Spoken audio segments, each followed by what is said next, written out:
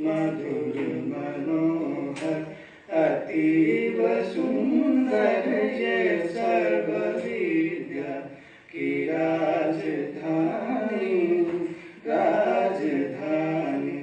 ये तीनों लोगों से द्वारिका से सुज्ञान धर्म और सत्य राशि बसी है गंगा के तट पर ये सर्वविद्या की राजधानी राजधानी। इस कार्यक्रम के मुख्य वक्ता भाई चंद्रदेव यादव जी, कार्यक्रम की अध्यक्षता के लिए हमारे बीच मौजूद मुक्ता जी। डॉक्टर मुक्ता उस परंपरा में है जिसमें कि हिंदी साहित्य की आलोचना दृष्टि निर्मित हुई है। आचार्य रामचंद्र शुक्ल की प्रपौत्री तो है ही, बहुत सुंदर और अच्छी कहानियां भी इन्होंने लिखी हैं। पलाशवन के घुघरू कहानी संग्रह इनका चर्चित कहानी संग्रह रहा है।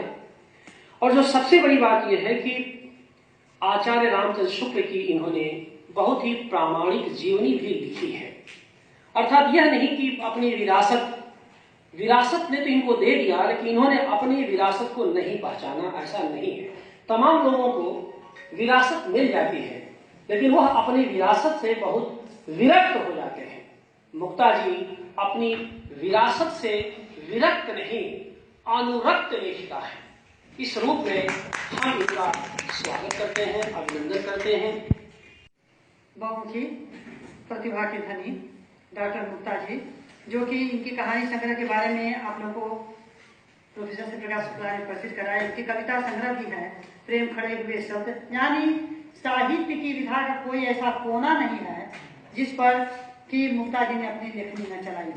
जीवनी आचार्य रामचंद्र शुक्ल का संपादित पुस्तकें भी आपके ढेर सारे हैं। आपने आलेख भी लिखा है, समीक्षा साक्षात्कार लिखा है, विभिन्न भाषाओं का अनुवाद भी किया है, फिल्म निर्माण भी किया है। ऐसे बहुमुखी प्रतिभा के धनी डॉक्टर मुक्ता जी अध्यक्षी आज के इस कार्यक्रम में अध्यक्षता हेतु उपस्थित हुई हैं। अध्यक्षीय उद्बोधन देने के लिए मैं माननीय डॉक्टर मुक्ता जी को सादर आमंत्रित करती हूँ कि कृपया आप अपने अध्यक्षीय उद्बोधन से हम लोगों को लाभान्वित करें। मैं सादर आपको आमंत्रित करती हूँ। धन्यवाद।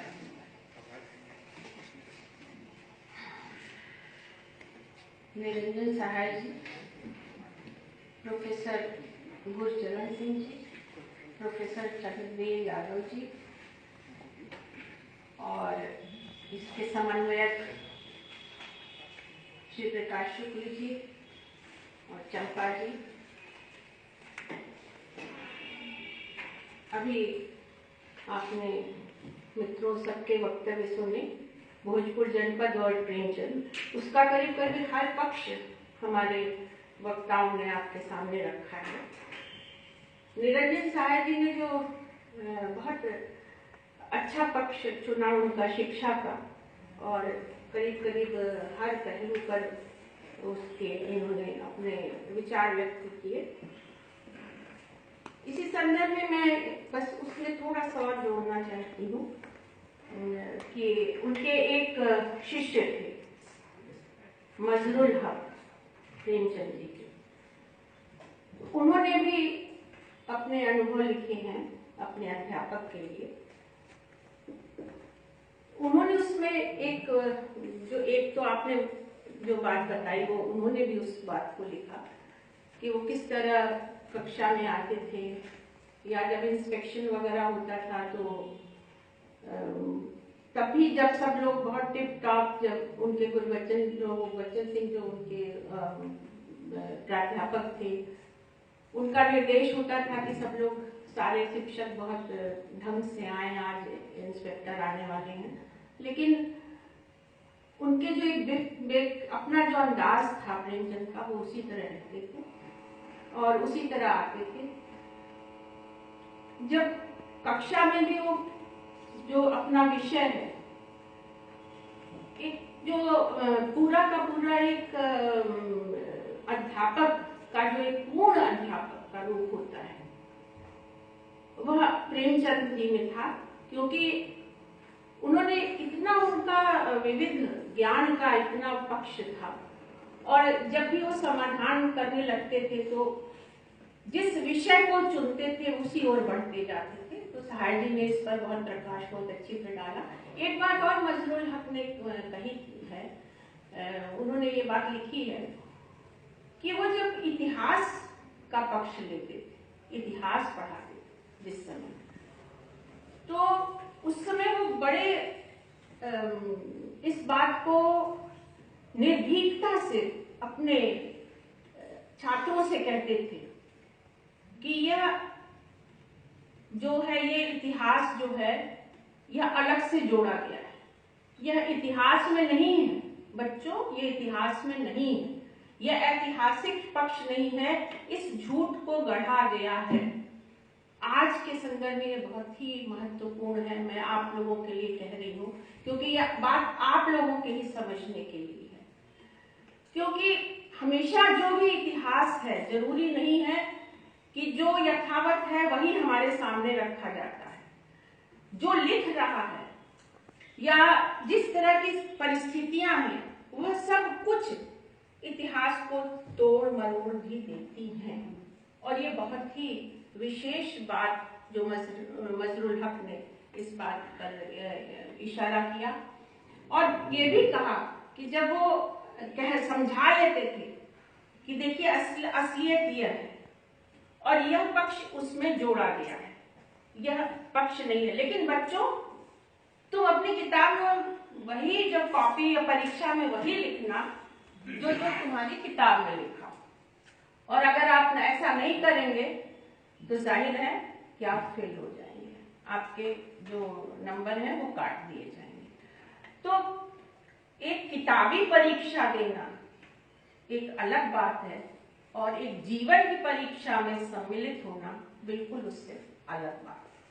तो जहां आप जब जीवन में प्रवेश करते हैं, क्योंकि प्रेमचंद का साहित्यिक जो उन्होंने साहित्यिक का लिखा, साहित्य का उद्देश्य, निबंध उनका बहुत प्रसिद्ध निबंध है, उसमें उन्होंने लिखा है साफ कि साहित्य का उद्देश्य है जीवन की आलोचना। और जब आप वास्तविक जीवन में प्रवेश करते हैं इस किताब और कॉपी को छोड़ के, तो वहां पर वह नीर क्षीर विवेक आपके बहुत काम आता है कि क्या आपके प्राध्यापक ने आपको समझाया था। और मजरूल हक ने बाद में चल के वो बहुत बड़े लेखक हुए, और उन्होंने ये बात भी कही कि मैंने बहुत सी उनकी जो जैसे वो लिखते थे, तो लिखने के बाद उसकी सफाई जो फेयर जिसको हम लोग कहते हैं, रफ कॉपी या फेयर, तो फेयर वो मजरूल हक ही करते थे। वो उतने प्रिय शिष्य थे उनके मजरूल हक साहब। और जो पहला वो उन्होंने ये भी अपना एक आत्म कथन है उनका कि जब इतना हमारा इतने आला दर्जे के हमारे उस्ताद थे, तो मैं भला उनसे कुछ न सीखूं, मैं उनकी सारी साफ किया करता था, उनकी सारी कहानियों को और उपन्यासों को, बहुत कुछ मैं करता था उनके साथ बैठ के। तो मैंने भी हाथ आजमाया और मैंने एक उपन्यास लिख डाला उसी, जब वो पढ़ रहे थे तभी उनका वाक्य है ये कि मैंने भी एक उपन्यास लिख डाला। और उस उपन्यास को मैंने बहुत संकोच में फिर अपने उस्ताद को दिखाया, प्रेमचंद साहब को। तो प्रेमचंद ने पहले देखा कि इतना मोटा उपन्यास है, तो कहते हैं कि उन्होंने कहा कि भाई इतना मोटा उपन्यास कौन पढ़ेगा, ऐसा है कि पहले तुम छोटे छोटे रिसाले लिखो, छोटी छोटी कहानियां लिखो, और उसके बाद उपन्यास पर हाथ आजमाओ।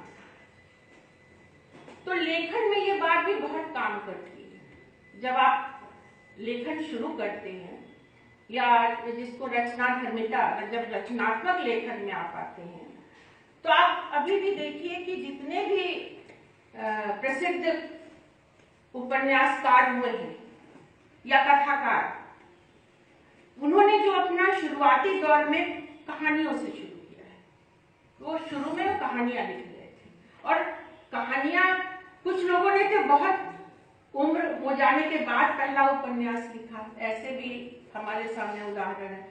तो पहले कहानियों में उनका नाम पूरी तरह से स्थापित था, वो चर्चित थे। उसके बाद उन्होंने उपन्यास को में हाथ लगाया।